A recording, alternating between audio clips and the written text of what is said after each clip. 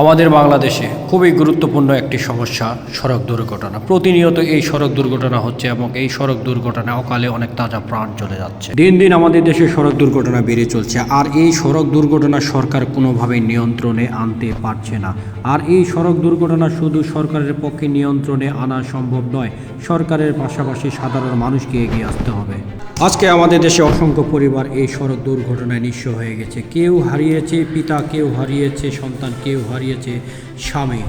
বিশেষ করে এই সড়ক দুর্ঘটনা পরিবারের প্রধান মানুষগুলোর সাথে হয়ে থাকে।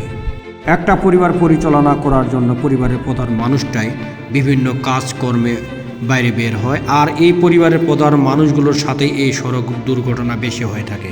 আমাদের দেশে এই সড়ক দুর্ঘটনা নিয়ে কোনো কিছু আলোচনা, সমালোচনা এবং নেতাকর্মীদের কোনো দায়িত্ব নেই। আমাদের দেশে অসংখ্য ভালো মানুষ আছে, কিন্তু এই ভালো মানুষগুলো ভালো কাজ করার মতো কোনো কেউ আগ্রহ জোগাইতে পারেনি। 2023 সালে সর্বপ্রথম শুরু করেছিলাম রাস্তার দুপাশে সিগন্যাল, সাইনবোর্ড ও কিলোমিটার নিয়ে কাজ করা। যেই সিগন্যাল, সাইনবোর্ড ও কিলোমিটার একজন চালক ও পথচারীদের জন্য খুবই গুরুত্বপূর্ণ।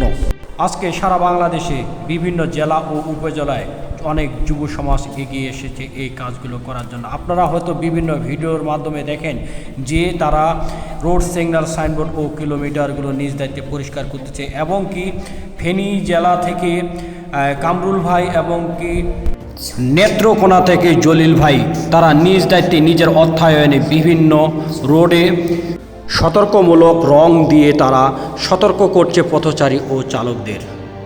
অসংখ্য ধন্যবাদ জানাই কামরুল ভাই ও জলিল ভাইকে। আপনারা যেভাবে আমাদের দেশে সড়ক দুর্ঘটনা প্রতিরোধ করার জন্য যেভাবে এগিয়ে এসেছেন, ইনশাল্লাহ একদিন হয়তো আপনাদের এই পরিশ্রম সার্থক হবে। আমাদের দেশে অসংখ্য ফেসবুক কন্টেন্ট ক্রিয়েটর রয়েছে, তাদের উদ্দেশ্যে বলছি, আপনার ওই কন্টেন্টের পাশাপাশি প্রতিদিন একটা করে ভালো কাজ করুন, যে ভালো কাজ দেশ ও দেশের মানুষের উপকারে আসবে।